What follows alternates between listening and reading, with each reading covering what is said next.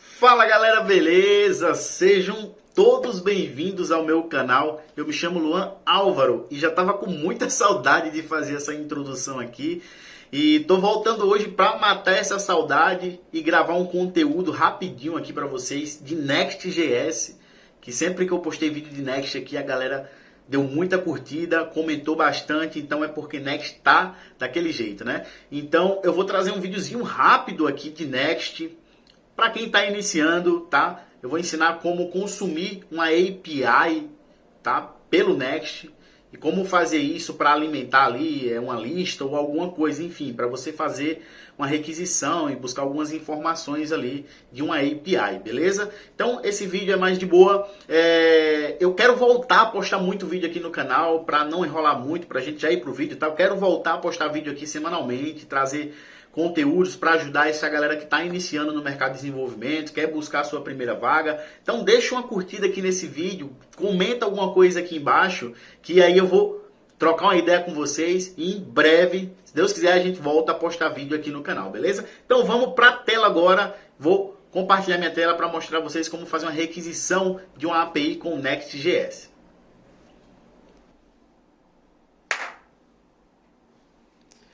Então bora lá, para a gente consumir alguma coisa com Next, obviamente a gente precisa do Next instalado. Então a gente vai iniciar um novo projeto aqui com o Next. Aqui no site nextjs.org você pode vir aqui no Start Learning para dar uma olhada um pouco mais aqui na documentação do Next. É muito interessante essa documentação aqui do Next, tá?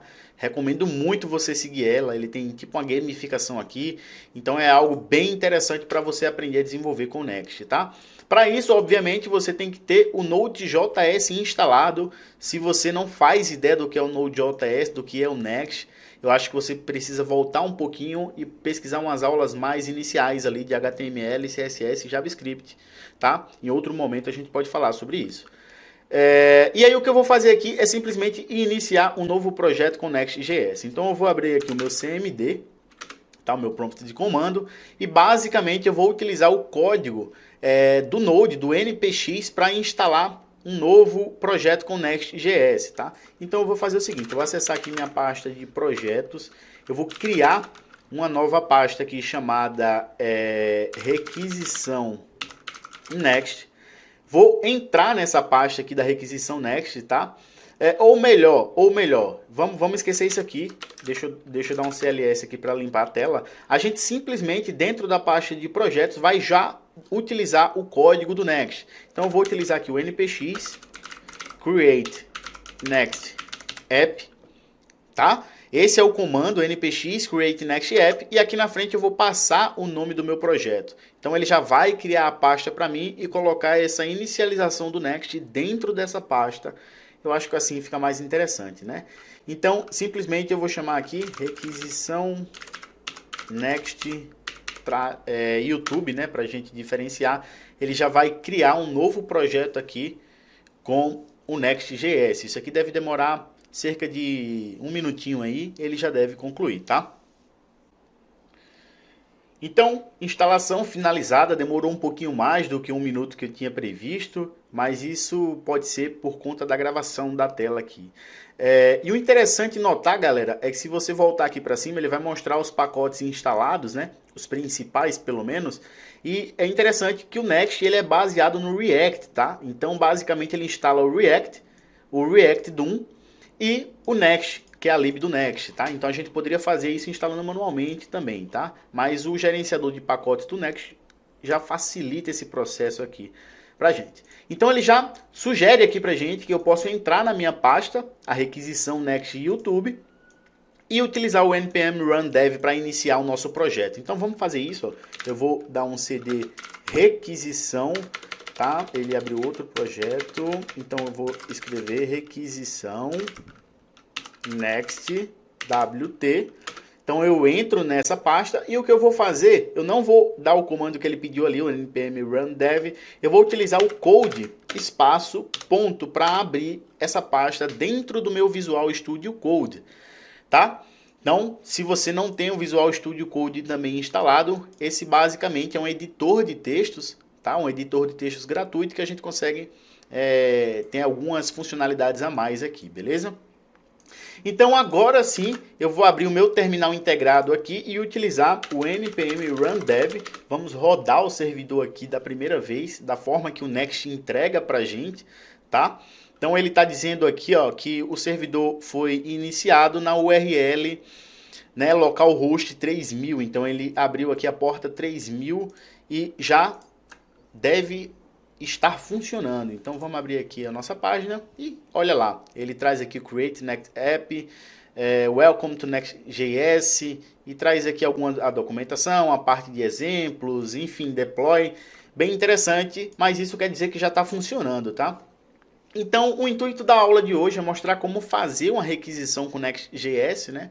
Salvar essa requisição dentro do meu estado. Então vamos lá, o que eu vou fazer aqui é acessar um site chamado JSON Placeholder, que basicamente entrega para a gente uma API para a gente fazer alguns testes, para a gente fazer alguns exemplos, e eu vou utilizar eles aqui para a gente fazer o nosso exemplo, né? Para a gente requisitar para dentro do nosso projeto. Então a gente pode pegar esse endereço de API aqui, tá? Então eu vou copiar isso e a gente vai levar lá para o nosso projeto do Next.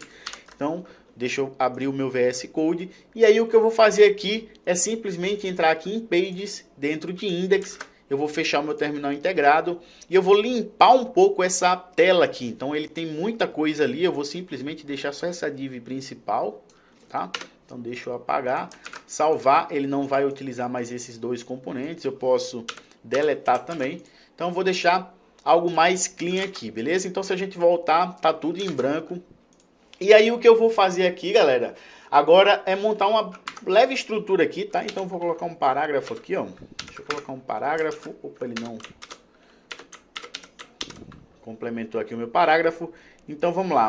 Requisição em uma API com Next.js. Então deixa eu salvar. Tá aparecendo o nosso textinho ali. Maravilha. E aí o que eu vou fazer aqui para vocês é a estrutura básica de como eu faço uma requisição hoje no dia a dia, no meu trabalho, ou quando eu preciso fazer uma requisição, tá? Então eu vou fazer aqui dentro do componente index mesmo, tá? Aqui na home. A única coisa que eu vou fazer é importar alguns recursos aqui do React. E eu estou utilizando o Copilot aqui, que é a inteligência artificial do GitHub. E ele já me sugere aqui, ó, que eu quero importar o useState e o useEffect from React, e é exatamente isso que eu quero, porque eu vou utilizar esses hooks para me auxiliar aqui na hora de fazer essa requisição, tá? Então, como a gente já conseguiu importar o useState e o useEffect, eu vou criar uma constante aqui agora e ver que ele está só sugerindo as coisas aqui para mim, o Copilot. Eu vou até desativar esse Copilot por enquanto, tá? Depois a gente retorna com ele. Então, o que eu vou fazer aqui é criar uma variável. E aí o próprio Copilot ele meio que acertou ali o que a gente ia fazer, que é uma constante. Eu vou até inverter as coisas para a gente não confundir. A primeira coisa que eu vou fazer aqui é criar uma função que vai ser a função que vai fazer a requisição naquele endpoint que a gente salvou. Qual endpoint é esse? Esse aqui, ó, que a gente está lá no nosso Ctrl+C. Então se eu acessar aqui, ó, o JSON Placeholder, Type API e fizer uma requisição, um fetch, né, um get nessa requisição, eu já consigo retornar esses dados aqui para dentro do nosso projeto. Então eu vou criar uma função chamada fetch data, fetch all data, tá? Eu vou fazer em inglês aqui o nome dessa função.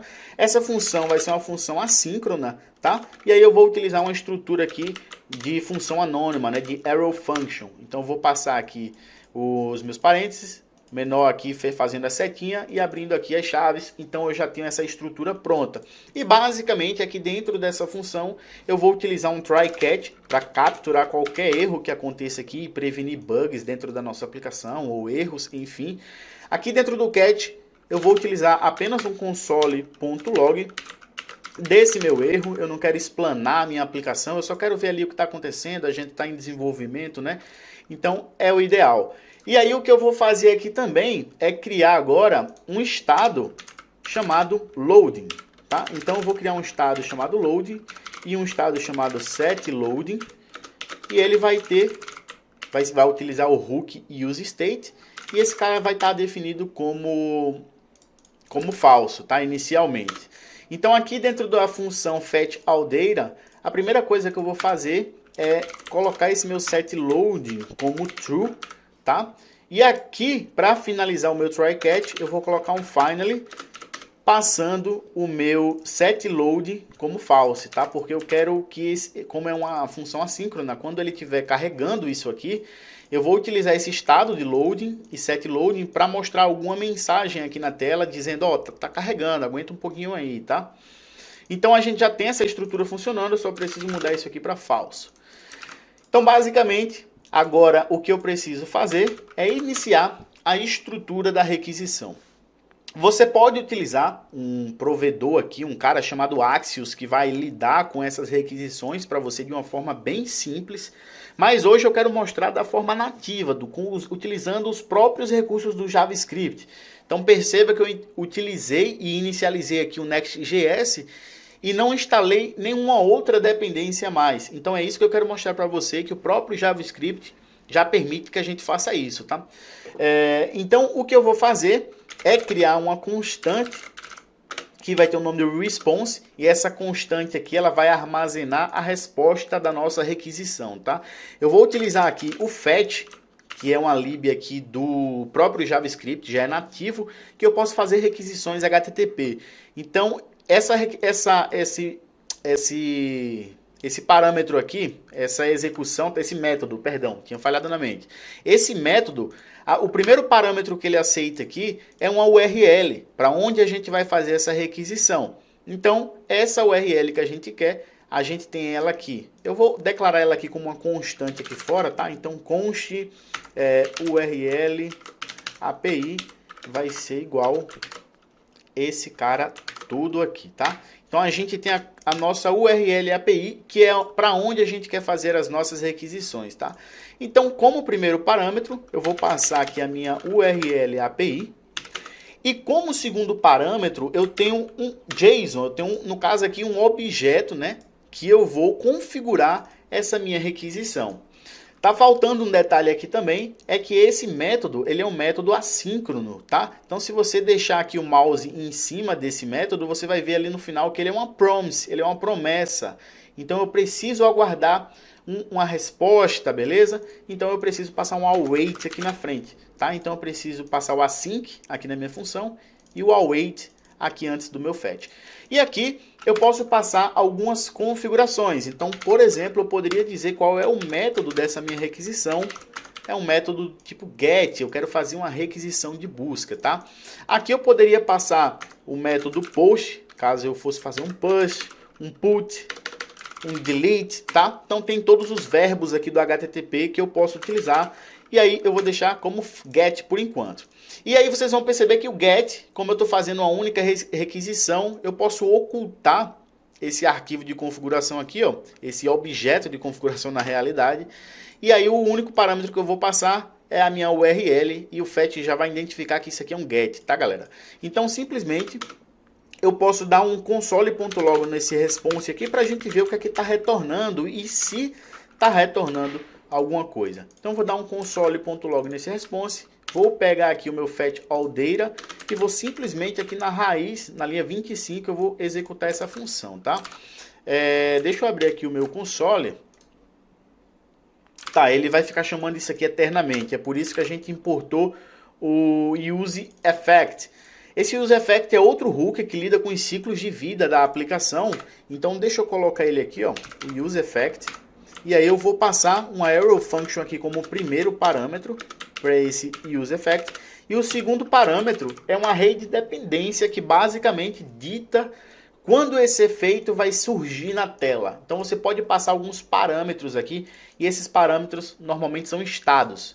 Então vamos supor que eu passasse o loading aqui para dentro, ele iria ficar ouvindo esse loading e toda vida que esse loading tivesse alguma alteração, ele iria executar esse efeito, tá?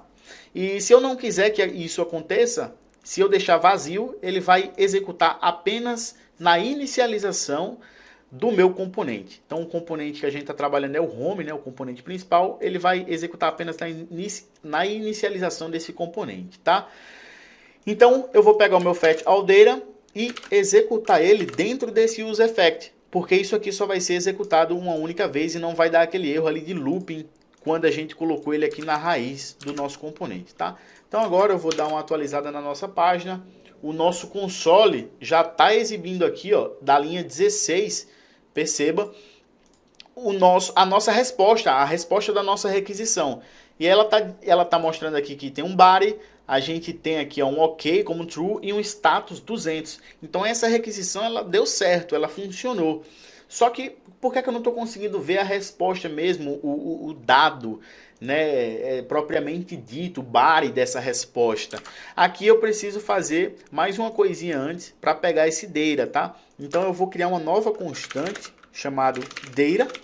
E aí, essa constante também é uma promise, tá? Então ela vai ter um await aqui na frente. E a gente vai pegar o nosso response e vai utilizar o método .json, tá? Então a gente só vai executar esse método .json, percebe que ele é uma promise também, e ele vai retornar o body, o corpo dessa requisição. Então se a gente der um console.log no nosso response.status, por exemplo, que é uma propriedade do response, ele vai mostrar aqui se foi 200, se foi 400, o status ali do HTTP. E como segundo parâmetro, eu posso colocar o nosso data, para a gente ver literalmente o body da nossa requisição. Então você vai ver que o body da nossa requisição, a gente tem aqui um user ID, a gente tem um title, a gente tem um completed false. Isso é porque a gente veio aqui na nossa lista de tarefas, tá? Lá do JSON placeholder, e a gente passou um parâmetro 1 aqui na frente. Então, pelo JSON placeholder, ele está mostrando que isso aqui você vai receber apenas um único item, né? É a forma que a API foi configurada. Se eu passar só o to-dos sem aquele 1 na frente, então ele vai retornar uma lista de tarefa imensa aqui, então com vários objetos para a gente brincar, tá? E aí, só para a gente ver como finaliza esse vídeo, eu preciso armazenar essa resposta, tá? Esse meu data dentro de um estado. Então eu vou criar um novo estado aqui, tá? Então eu vou criar um novo estado chamado data e o meu set data, que era o que o Copilot tinha sugerido naquele momento. Vou utilizar o state aqui também e esse state vai ser nulo por enquanto, tá?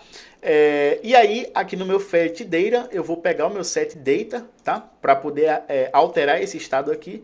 E aí no lugar de dar esse console.log eu vou simplesmente utilizar o meu set data, passando aqui o meu data, beleza? Então a gente vai setar aqui essa resposta, essa coisa aqui dentro do nosso estado. Antes eu só vou fazer uma requisição aqui, então uma requisição não, uma verificação.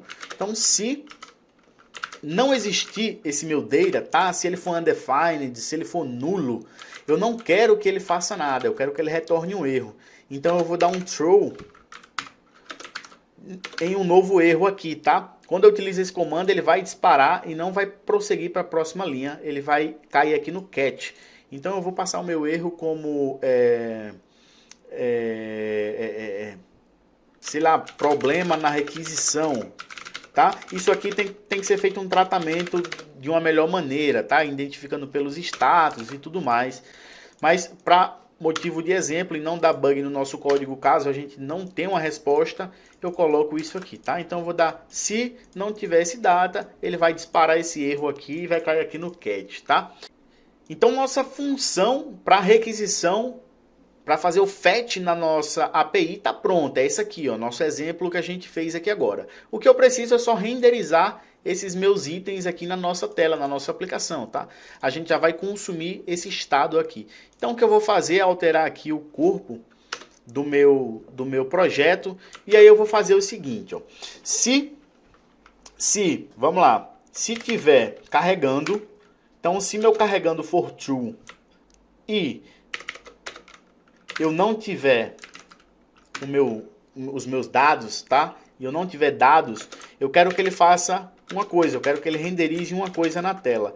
Então eu vou utilizar aqui um parágrafo, tá? Bem simples. Então deixa eu passar um parágrafo bem simples aqui, ó. Eu vou colocar aqui, ó, carregando informações, tá? 3 pontinhos. E aqui para baixo eu vou fazer outra coisa também. O que eu vou fazer é se tiver o meu data, tá? Então se existir o meu data, eu quero renderizar uma lista aqui. Então, basicamente, o que eu vou fazer é utilizar o meu data.map, que é um método aqui para a gente fazer um array, né? Para fazer um looping na realidade. Então, dentro desse map, eu posso pegar aqui uma arrow function. Então, eu vou passar uma arrow function. E aqui eu posso receber o meu item por item, né? Então, eu vou chamar isso aqui de item. Então, aqui eu quero retornar um elemento JSX, tá? Então, eu posso simplificar essa função. No lugar de voltar aqui e dar um return, eu posso simplificar isso aqui e já passar os meus parênteses, que aí já é o retorno desse map, tá? Desse método. E aí eu posso simplesmente passar aqui um parágrafo. Então, deixa eu colocar um parágrafo também. Tá bem simples mesmo. E aí eu vou pegar o meu item pode ser o title, né? Eu vou passar o item.title, tá? Então aqui dentro do parágrafo eu posso passar o meu item.title. Ele vai renderizar esses itens caso exista aqui informação no meu data, tá? Então agora a gente já está utilizando, vamos voltar. Opa, olha lá o que já apareceu na nossa tela. Eu vou dar um F5 aqui para a gente ver o carregando. Ó, muito rapidamente a gente viu um carregando ali. Eu não sei se vocês perceberam, eu vou tentar de novo aqui, ó. Ó, muito rapidamente ele pisca um carregando e já exibe para a gente aqui a lista de todos os parágrafos que a gente pegou lá do nosso projeto, né? No caso aqui vão ter 200 parágrafos. E aí, para a gente finalizar esse vídeo com chave de ouro, a gente vai resolver esse errozinho aqui que ele está reclamando, que a gente precisa ter, é necessário ter uma key prop aqui no nosso projeto. Então toda vida que você utilizar uma renderização em looping, tá? Como eu fiz aqui agora, quando eu estiver renderizando uma lista, obrigatoriamente eu tenho que passar uma prop chamada key aqui dentro do React/Next, né? E aí eu posso utilizar aqui, ó, como segundo parâmetro desse item, eu poderia passar o item.id aqui, já resolveria, porque cada ID desse aqui é único, mas caso você não tenha, você pode passar um segundo parâmetro aqui, é um parâmetro chamado index, e aí esse index você pode utilizar aqui dentro do key, beleza? Então vou copiar ele aqui, colocar aqui no index, salvar, e aí se eu atualizar a nossa página, a gente não vai ter mais erro aqui no nosso console, beleza? Então, espero que você tenha gostado dessa aula. Se gostou, não se esquece, deixa seu curtir aí, comenta aqui no vídeo, dá uma conferida no primeiro link da descrição, que tem um conteúdo muito bacana lá, que eu tenho certeza que você vai curtir, beleza? Então, um abração, até a próxima, fui!